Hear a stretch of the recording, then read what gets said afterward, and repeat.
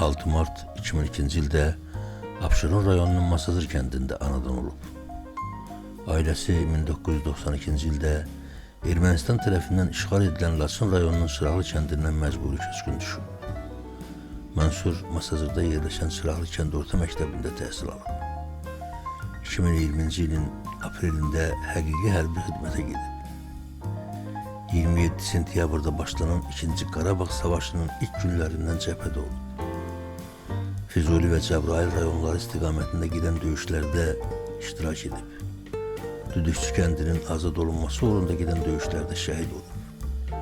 Vətən müharibəsi zamanı vəzifə borcunu şərəflə yerinə yetirdiyi üçün vətən uğrunda, Füzulinin azad olunmasına görə, Xocavəndin azad olunmasına görə və Cəbrayılın azad olunmasına görə medalları ilə təltif edilib. Abşeron rayon Masazır kənd qəbristanlığında dəfn edilib.